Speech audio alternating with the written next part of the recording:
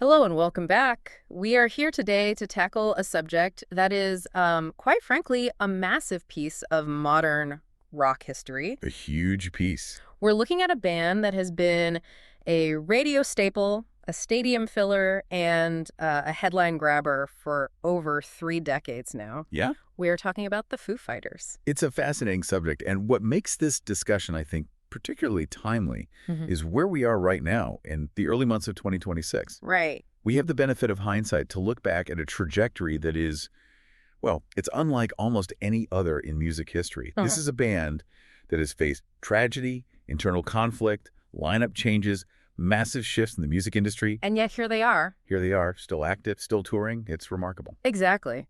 Our mission today is to really understand that survival. We want to understand how a project that began as a therapeutic outlet for just one man, Dave Grohl, how that evolved into this massive institution. And we're covering the whole thing. The entire timeline. We're starting from the immediate aftermath of Nirvana in 1994, working our way through the glory years and going right up to the present day. We'll be covering the turbulent events of 2024 and 2025 that some of you might still be catching up on. It is a long and winding road, and to really get the Foo Fighters of 2026, with Ilan Rubin on drums and a legacy that spans 11 studio albums, you have to go back to a time when the band, well, it didn't even exist. That's the part that always intrigues me. You look at them now, or at least you look at the entity that plays stadiums, and it's huge. It's an institution. But the origin is incredibly humble. It wasn't a group of friends jamming in a garage hoping to make it big, not initially. It was one guy with a cassette tape. Got a lot of grief. We have to contextualize this properly. April 1994, Kurt Cobain dies. Nirvana, which was arguably the biggest band in the world at that moment, it dissolves instantly. Yeah. Dave Grohl wasn't just a drummer looking for a new gig.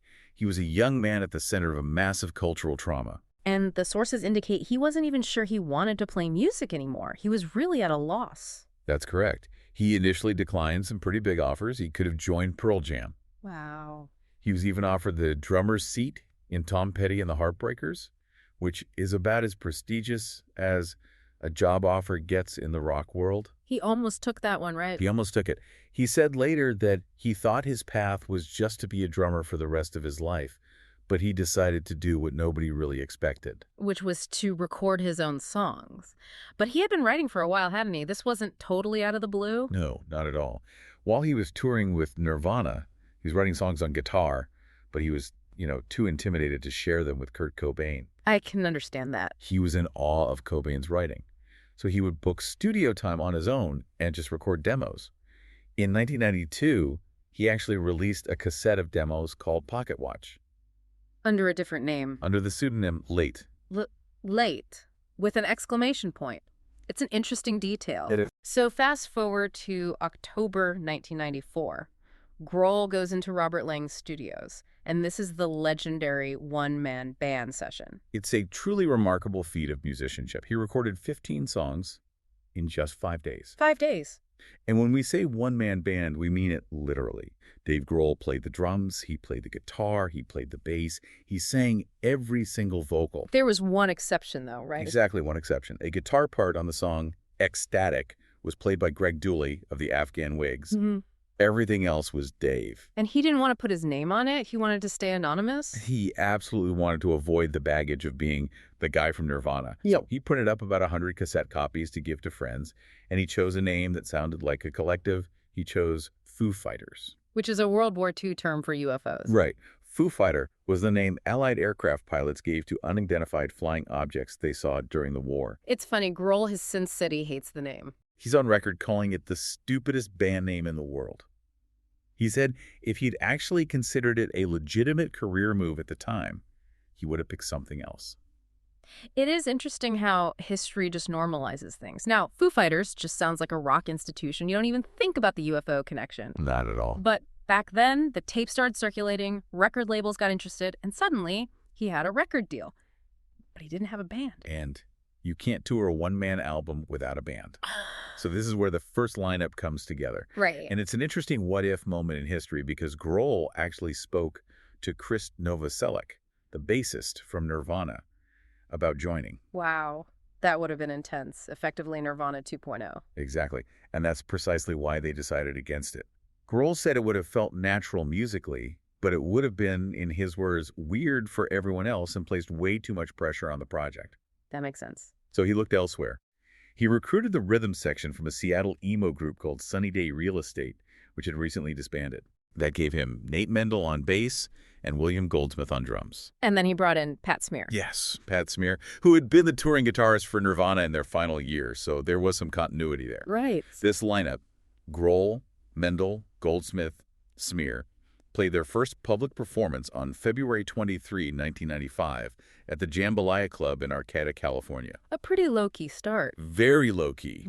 But from there, it just took off. The debut album comes out in July 1995. You have This Is a Call, Big Me, I'll Stick Around. They're playing the Reading Festival by August and have it very, very fast. It did. But that speed brought growing pains. And that leads us directly to the drama surrounding their second album, The Color and the Shape. This is really where the band's identity, and maybe more importantly, Grohl's leadership style, was forged in fire. This is the famous drum re-recording incident. Let's really unpack this. It's 1996. They're recording with producer Gil Norton. William Goldsmith is the drummer. What happened? Well, Gil Norton is known for being a taskmaster. He pushed Goldsmith really hard. We're talking dozens and dozens of takes for each song. That sounds grueling. It was. Goldsmith was giving it his all. But when they got to the rough mixes, Grohl just wasn't happy. He went to Los Angeles, ostensibly to finish vocals and guitar parts. But while he was there, he realized the drumming just wasn't sitting right with him. It didn't have the power he heard in his head. And since he's one of the most noted drummers in rock history, that's a pretty high bar to clear. Precisely. So, without telling Goldsmith initially, Grohl went into his studio and re-recorded most of the drum tracks himself. He did it in secret. That is a difficult situation. It's ruthless. It really is. When Goldsmith found out, he felt completely betrayed.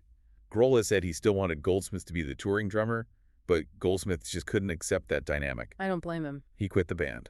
And this was a pivotal moment because it established, without a doubt, that this was ultimately Dave Grohl's vision. He was the one in control. So now they have a massive hit album on their hands because The Color and the Shape gave us Monkey Wrench, My Hero, and of course Everlong, but they don't have a drummer. Enter Taylor Hawkins. It's 1997. Grohl calls Taylor Hawkins, who at the time was the drummer for Alanis Morissette. Who was huge. I mean, she was playing stadiums, one of the biggest artists on the planet.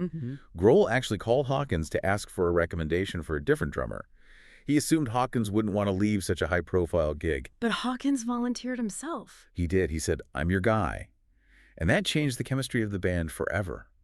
Hawkins wasn't just a drummer. He was a charismatic, powerful presence that could actually match Grohl's energy on stage. He was a perfect fit. But just as they solved the drummer problem, the guitar situation gets shaky. Pat Smear leaves. Smear was just exhausted. The touring schedule was absolutely brutal. He announced his departure in 1997, right on stage at the MTV Video Music Awards. So to replace him, Grohl brought in Franz Stahl. Stahl was an old friend. They had been bandmates in the hardcore band Scream years and years before Nirvana. Friends, hiring friends. It sounds great on paper. But it often doesn't work in practice. The creative dynamic just failed. When they went to write the third album in 1998, it wasn't clicking at all. So Grohl had to fire him. He did. He had to fire his childhood friend, and he did it via a conference call. Ouch. That sounds incredibly uncomfortable. Grohl admitted he was distraught about it because of their history. But the music came first. And this led to a brief period where the band was just a trio. Grohl, Mendel, and Hawkins. And things got even more chaotic around this time. Didn't Nate Mendel quit for a day? Yes. During the recording of what would become There Is Nothing Left to Lose, Mendel called to say he was quitting to reunite with Sunny Day Real Estate. Then he called back and reversed his decision the very next day. It was a volatile time. Extremely. They were also in a legal battle with their label, Capitol Records. There was a key man clause involving the label president, Gary Gersh. When Gersh left, the band was able to leave too. They eventually signed with RCA. And despite all that chaos, There Is Nothing Left to Lose is a huge success. Learn to Fly becomes their first Billboard Hot 100 hit. The video is iconic. It is. And they finally find their long-term guitarist. Chris Shiflett. Chris Shiflett. He joined in 1999, initially just for the tour. He had been playing with a punk band, No Use for a Name, and the cover band Me First and the Gimme Gimmes. He eventually became a full member, solidifying the lineup that would carry them into the next decade. Now, we need to touch on something that happened around 2000 that is often left out of the highlight reels, the Alive and Well controversy. This is a significant part of their history that needs to be reported accurately. In January 2000, Nate Mendel organized and headlined a benefit concert for a group called Alive and Well AIDS Alternatives. And this was an organization that, well, it had some controversial views. It did. It was a group that denied the scientific consensus on the link between HIV and AIDS. And the band supported this. At the time, yes. The Foo Fighters' official website featured a section devoted to the organization. They distributed literature from the group at their shows. This drew a very strong response from the scientific community. I can imagine. Sandra Thurman, who was the director of the Office of National AIDS Policy at the time, called it extraordinarily irresponsible behavior and publicly reaffirmed the scientific facts linking HIV and AIDS. And eventually the band distanced themselves from this position. By March of 2003, all links and references to Alive and Well were removed from their website. They haven't spoken about it much since, but it stands as a controversial chapter in their timeline. Oh, okay. So moving into the early 2000s, the band hits another wall, a big one. The recording of One by One. This was the near-death experience for the band. It was late 2001. They spent 4 months recording in LA, but it just didn't sound right. This was the album with All My Life on it? That's the one. But they were spending millions of dollars, and the spark was completely gone. Grohl described the recordings as the million-dollar demos. Tensions were so high that the band effectively went on hiatus before the album was even finished. And Grohl went off to play drums for Queens of the Stone Age? For their album Songs for the Deaf. Which is an absolute classic. A masterpiece of hard rock drumming, by the way. But it meant he wasn't with the Foo Fighters. The breaking point really came at the Coachella Festival in 2002. Right. Grohl was playing with both bands that day. He was, and the infighting within the Foo Fighters backstage was so bad that they almost broke up right there. But they pulled it back from the brink. They had a heart-to-heart, a real come-to-Jesus meeting. They decided to scrap the expensive, sterile recordings and re-record the entire album at Grohl's new home studio in Virginia. And they did it fast. In just 10 days. That raw, urgent energy saved the band and produced the version of One by One that we know today, with massive hits like All My Life and Times Like These. It seems like every time they hit a crisis, their response is to just get bigger.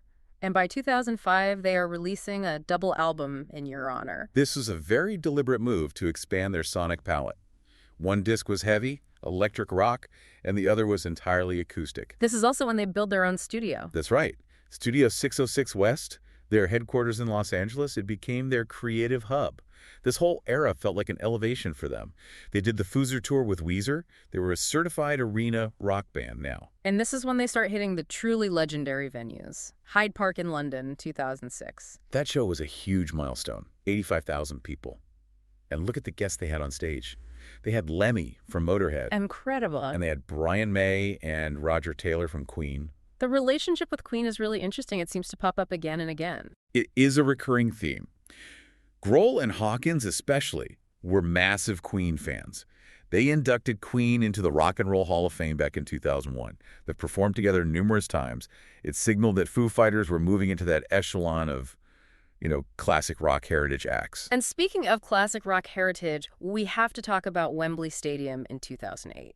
The absolute emotional peak of that era, 2 sold-out nights at Wembley Stadium. And for the encore on the second night, they were joined by Jimmy Page and John Paul Jones of Led Zeppelin. You can't get bigger than that. You really can't.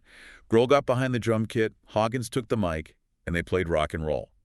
Then Grohl came out and sang Ramble On. You can see it on the concert film. Grohl shouts from the stage, "Welcome to the greatest day of my whole entire life." And you believe him. It's hard to top playing Led Zeppelin songs with Led Zeppelin at Wembley. It really is. But they had to follow it up. And interestingly, after all that stadium grandeur, they decided to go backward for the next album. Wasting Light, released in 2011. They decided to completely reject the digital polish of modern recording. They went into Dave Grohl's garage. Into his garage in Encino. They recorded the entire album strictly to analog tape. No computers, no Pro Tools, no auto-tune. That's a huge risk in 2011. The whole industry is digital. It was, but it paid off massively. It became their first album to reach #1 on the Billboard 200 in the U.S. It won 5 Grammys. The sound was raw, it was powerful, and it felt real. And this album also marked the official return of Pat Smear as a full-time member. He had been touring with them as a sort of auxiliary member since 2006, but Wasting Light cemented the three-guitar lineup: Grohl, Shiflett, and Smear.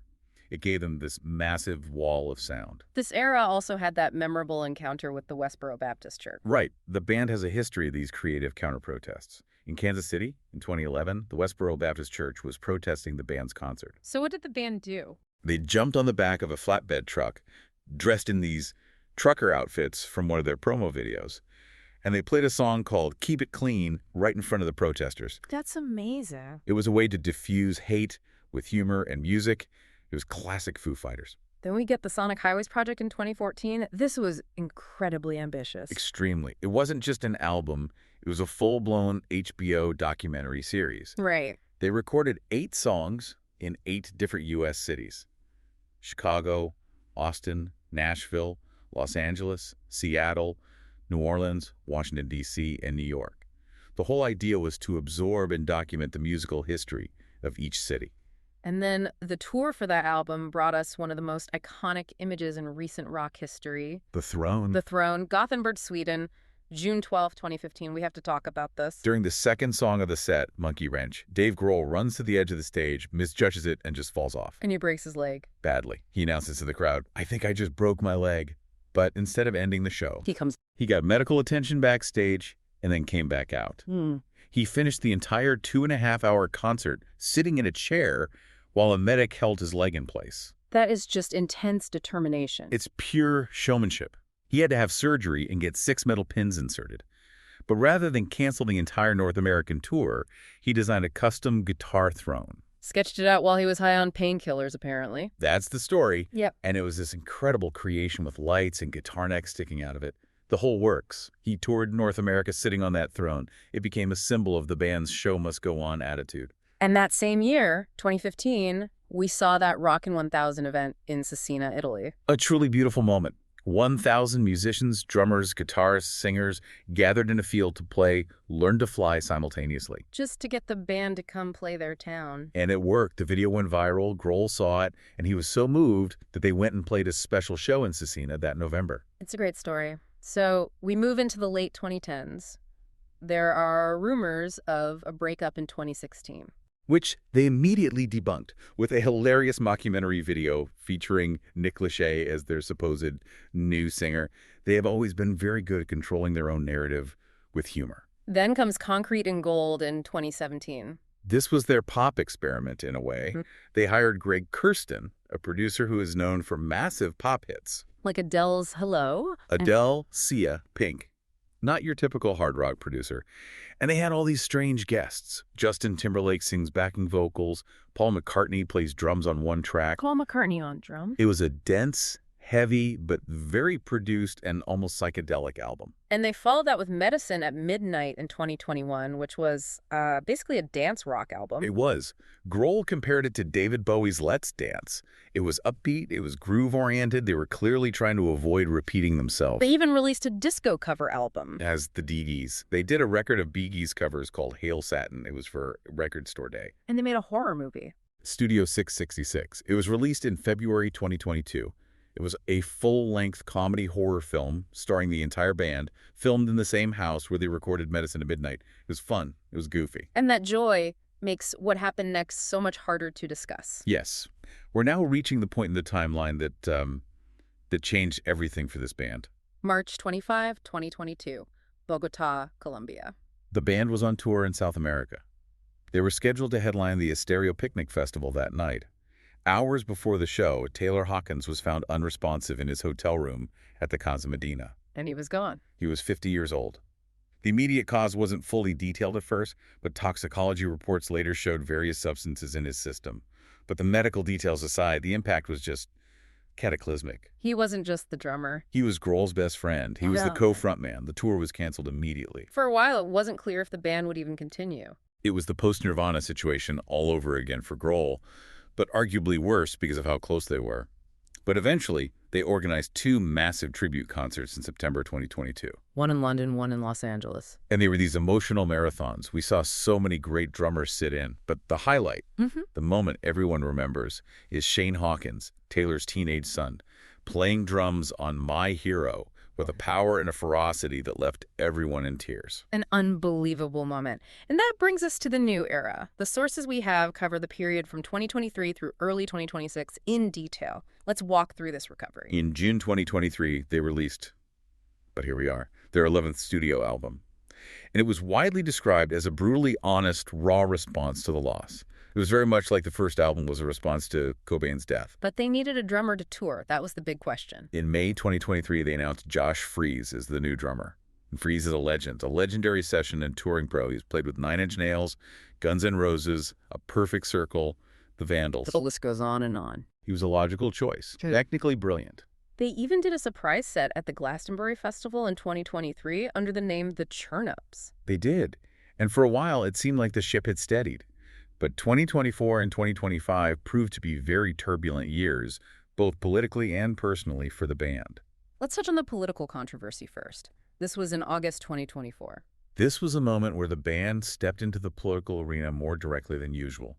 The Donald Trump presidential campaign used their song My Hero at a rally, apparently without permission. And the band responded. They responded very quickly. They issued a statement condemning the use of the song and announced they would donate all royalties earned from My Hero to the Kamala Harris presidential campaign. That definitely made headlines. But then, just a month later, in September 2024, there was some personal news from Dave Grohl. Yes. Grohl announced that he had fathered a child outside of his marriage. It was a shock to the public, especially given his long-held image as the nicest guy in rock. And there was immediate fallout. There was. The band canceled their headline performance at the Soundside Music Festival in Bridgeport, Connecticut that same month. It was a period of intense media scrutiny. But the band kept going. However, the drummer situation wasn't as stable as it seemed on the surface. No. In May of 2025, Josh Freese announced on social media that he had been fired from the band. The explanation was scarce. It was abrupt, and it took a lot of fans by surprise. And that led to the current lineup. In July 2025, the band released a single called Today's Song to mark their 30th anniversary. Then, later that month, reports started surfacing that Ilan Rubin would be joining the band. Ilan Rubin, another phenomenal drummer, also formerly of Nine Inch Nails and Angels and Airwaves. A phenomenal multi-instrumentalist, actually. Grohl confirmed it on stage in September 2025 at a show in San Luis Obispo. He called Rubin a badass. They then released a live EP in October 2025 called Are Playing Where, Volume 1, which featured live recordings with Rubin on drums. Which brings us to today, January 2026. What is the current status of the band right now? They are fully active. They're currently on what they're calling the Take Cover Tour. Interestingly, Jason Faulkner is playing guitar, filling in for Pat Smear on this particular run, and they have a major tour scheduled with Queens of the Stone Age coming up later this year. It is incredible when you lay it all out like that. They have survived the death of Kurt Cobain, the resignation of William Goldsmith, the firing of Franz Stahl, the near breakup in 2002, the broken leg in 2015, the devastating death of Taylor Hawkins in 2022, the personal scandals of 2024, and another drummer change in 2025. It really is a testament to resilience. Or perhaps compulsion, compulsion to just keep moving forward. Okay, so as we look back on everything, from the beginning to now in 2026, it really begs a question about the nature of this beast. It does. We've seen members come and go. We've seen the sound shift from raw post-grunge to polished arena rock to disco covers. We have seen the leader go through absolute hell and back multiple times. And yet the name remains. The brand is as strong as ever. So does the band's constant adaptation, from those disco covers to the horror movies to these constant, sometimes brutal lineup shifts, does that suggest that Foo Fighters is less a specific group of people and more of a survivalist philosophy that's driven entirely by Dave Grohl? Is it just his way of refusing to let the music die no matter who is standing next to him on that stage? That is the central question, isn't it? As long as Dave Grohl is standing, the Foo Fighters exist. It seems to be that simple. We will leave you with that thought. Thanks for listening.